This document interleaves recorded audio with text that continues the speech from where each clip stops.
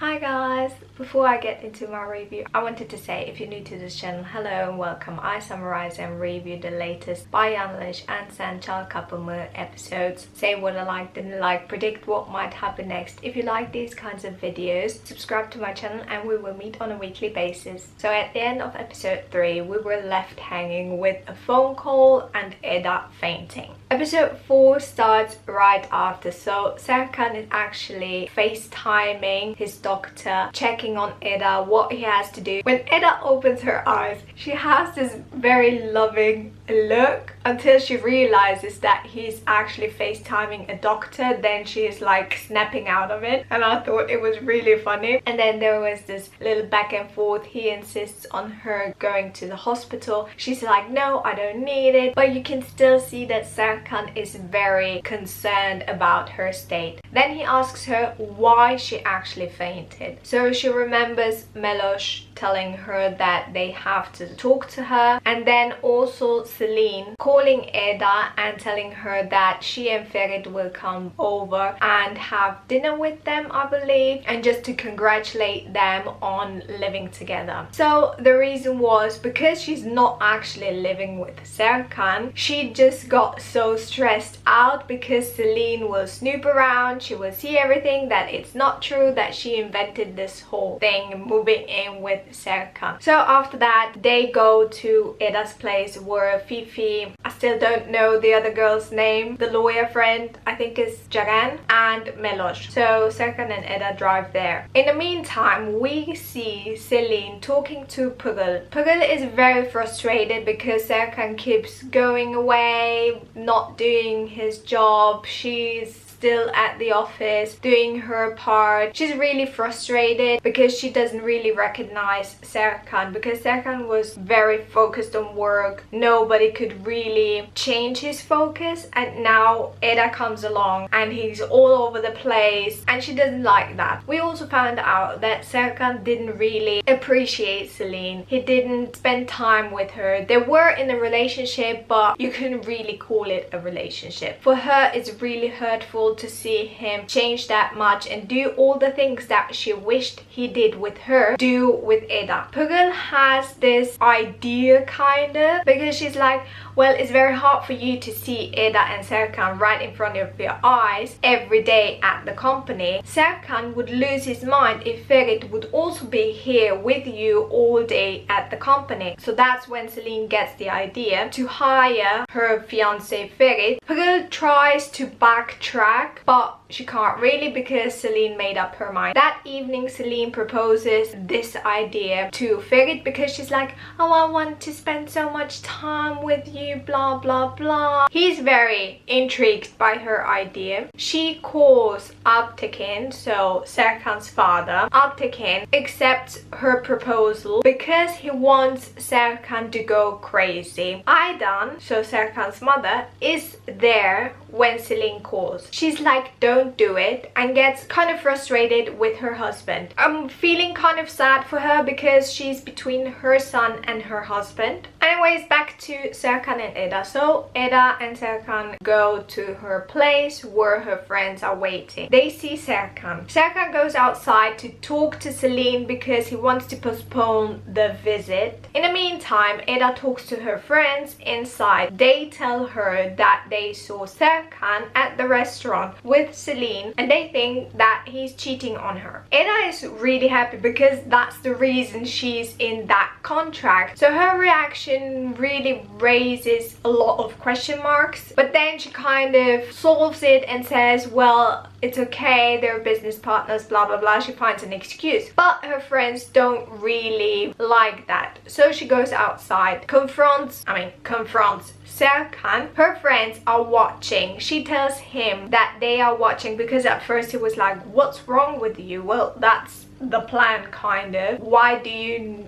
care if I meet up with Celine or not? She says, beg me to get back together because they are watching. So he's like, what are you talking about? So she's like, kiss me on the forehead, hug me, do something, go on your knees, beg me. And then that hug was really awkward. I mean, I was cringing inside so much. Her friends are still not very impressed by that gesture because Eda tells them that he says that it was just coincidence that both of them were there together. So when Serkan and Eda leave the apartment house, whatever, them three are planning to get more information about Serkan and Celine. So Ceren will call up Engin. Fifi, on the other hand, is trying to get more information from Erdem. Ceren actually meets up with Engin. They go for a walk, but Engin is not really stupid, so he kind of sees what she's trying to do. He tells her just she's beautiful, she's nice, blah blah blah, they were together, but nothing really juicy. Fifi has more luck because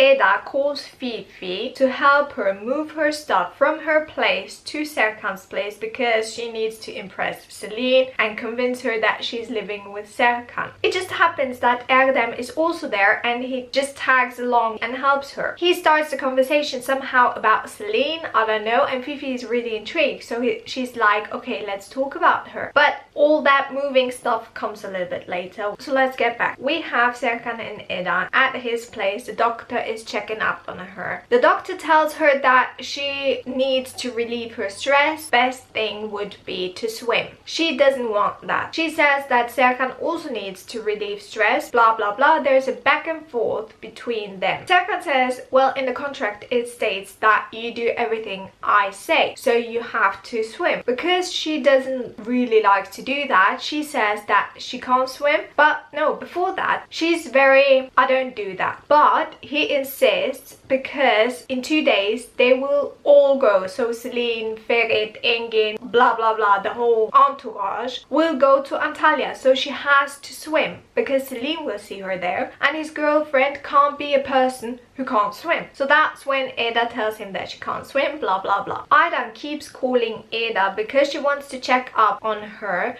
and see if it's true what she heard from Celine that she will move in with Serkan. Eda reassures her that Serkan is not her type and that Aydan can be really relaxed because she doesn't even want to move in with Serkan. Seyfi is also there and he's very important in that moment because he hears Eda saying that Serkan is not her type. Then we also have this scene where Eda is talking with her aunt about her parents, and I don't know, we still don't know how they died, but her aunt keeps mentioning her grandma because Eda actually has the right to all the money, so why not ask the grandma for the money she needs for her education. So it seems like both women really dislike that old woman. Anyways, that evening Eda calls Serkan and says, well, let's relax because I have to swim and relax, you do it as well. So she guides him through like step by step what he has to do: drink lemon juice with water, go outside, breathe in, look at the stars, blah blah blah, and it really does something to him, so he really relaxes. I don't know, I think it was really cute to see that he actually listens to her and does what she says, so he is softening up to her. So the next day we have Eda telling her friends that she has swimming lessons. They're really intrigued because they think that Serkan is going to teach Eda, which is not the case. But before that they go shopping to kind of, I don't really know how to say it, but like that she should look really hot and attractive in her bathing suit. She arrives there, the teacher comes and she's really like, what, I thought that you will teach me, but he's like, no, I have to work, he's a really good teacher. And that's when it clicks. So she's like, okay, I can play this game as well. So she makes Serkan jealous. She's like,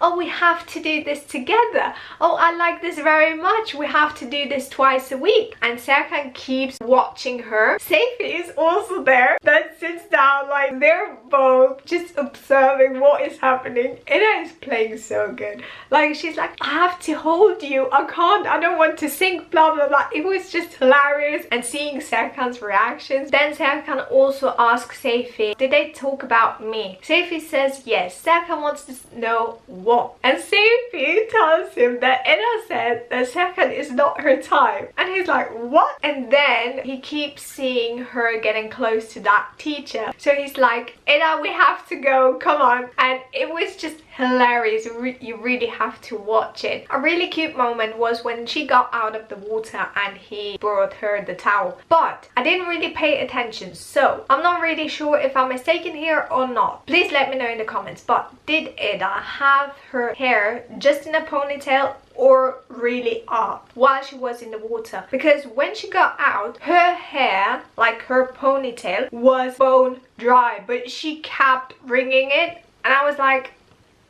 what do you want to wring out of it if it's dry? So we have Serkan getting a call from Engin, I believe, that there's a problem at the company. He has to come. On the way to the car, Serkan asks Eda what her type of man is. So she's like, oh, he has to be funny and he should behave and blah blah blah.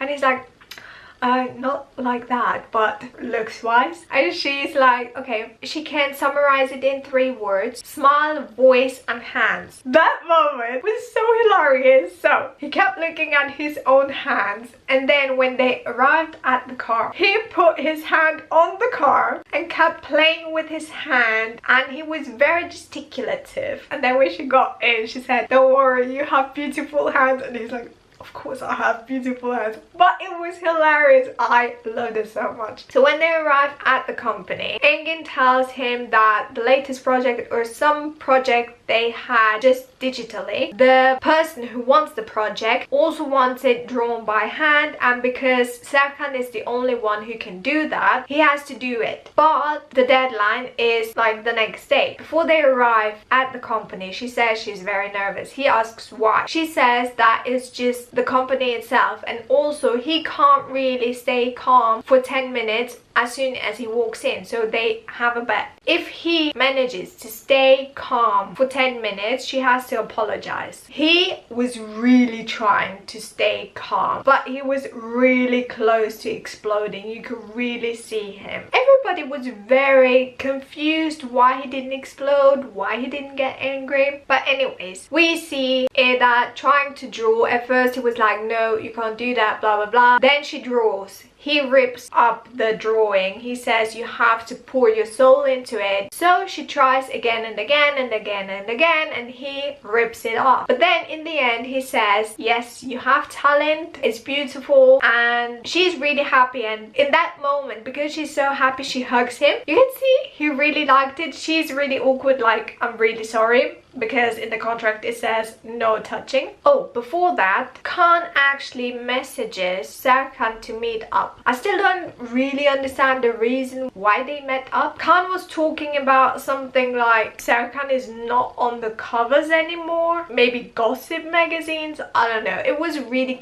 cryptic for me. We also see Khan messaging Melosh. This is like a hopeless case because they actually met up. He knows his charm, he knows his effect on Melosh. Melosh is very, very naive because she mentions Eda and her engagement to Serkan, and then he's like, what? Serkan? He's an old friend of mine, but he doesn't like me anymore. So I really don't want to cause any problems for you. We can't do this. Goodbye. And then Melosh says, no, please don't. It's not a problem for me. So I really do think that he will keep a distance, because when he walked away from Melosh, he had this smirk, so he knows what he's doing. So she would run after him. He will keep pushing her away. I think Melosh would really fight to meet up with him again and keep that relationship or those meetups really private. So after the drawing, oh, before that, we see Fifi and Melosh and Erdem get the boxes out of the house. Eda's aunt catches them. Melosh says that it's for charity. She doesn't really believe it, but she lets them go. Melosh actually forgets a box there. Erdem goes back to pick them up. The aunt catches him. He says that Eda moved in with Serkan. She gets really angry and goes over to Serkan's place. So we have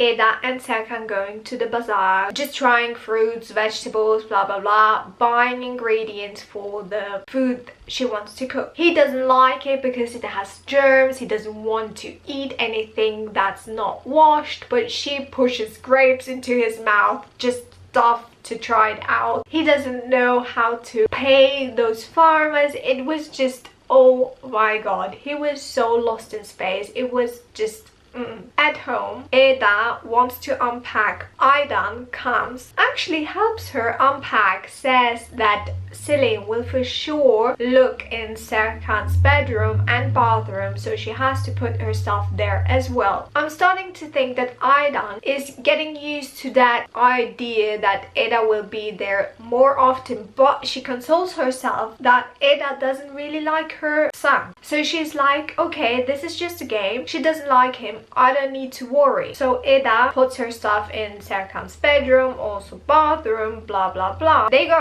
out, they cook. Aydan and Seyfi actually watch them and getting close to each other. Serkan doesn't like the food that Eda cooked, or not that he doesn't like it, but it's not healthy enough for him. So he starts to cook himself, and then they have a bet whose food is better, and the visitors like Ferit, Celine will have to be the judges. It turns out they will have more visitors than just Ferit and Celine. So after the cooking thing, or before that, Serkan gets a mug from Eda, and she says that if it's black, he's angry. It's like a mood mug. If he's in love, it's red. If he's calm, I believe it's blue, and something when it's white. Now I don't know, because to me that mug seemed like a black mug, and if you pour something hot in it, it turns the color underneath and it's just red. I don't know if they will play further with that mug and actually put different colored mugs there. I don't know. Or if it was just a one-time thing and he's really not really obsessed but suspicious of that mug, because that mug is red when he's on his laptop and she comes out in a beautiful dress. Anyway, Serkan gets a call from Engin that there is a problem, and Engin has to fly to somewhere because that person whose project they're doing, he wants to meet tonight, and Serkan is like, stop the plane, I will come as well. Engin is like, no, trust me, I can do it on my own. Serkan is, no, I will come as well. Packs up his things but forgets his phone. Eda has his phone. She gets really angry because the visitors will come very very soon and Serkan will leave. She throws the phone at him. He's like, don't you dare jump into the pool and drown, blah blah blah, as a joke kind of. She's like,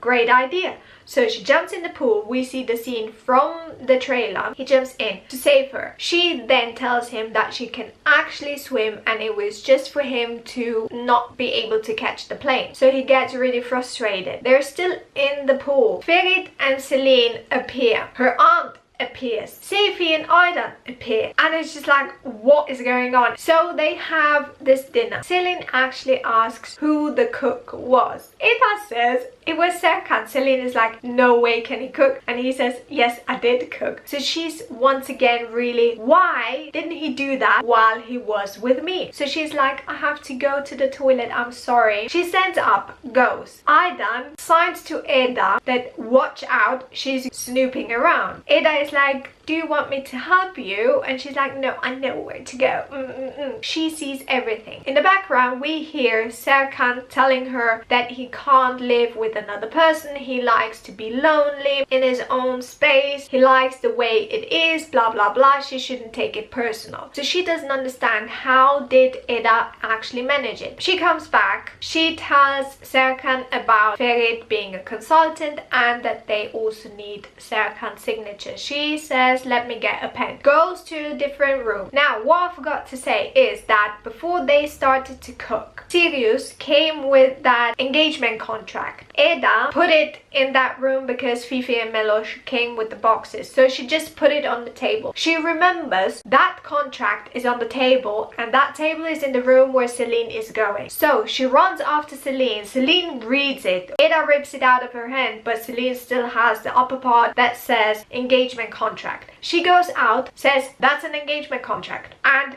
it's the end. I was like, what are you doing? So my predictions are. I believe that Aydan will help Eda. I have a feeling that she will say something, maybe that it was her idea to make sure that Eda wasn't after Serkan's money and it was kind of a prenup thing, just to reassure her that it was love between them and not just driven by money. We also see that Eda's aunt, I still don't know her name, I'm really sorry, she's simmering, but as soon as she will have the chance to be alone with Eda, she will explode. And what else? The Melosh Khan thing I already said. So yeah, that's all I can say. I hope I mentioned everything. Yeah, if you've liked this video, please give it a thumbs up. Let me know in the comments what your thoughts are and what your favorite scene was. Subscribe to my channel if you haven't already. Ring the bell to be notified whenever I post something, and I will see you next time. Bye!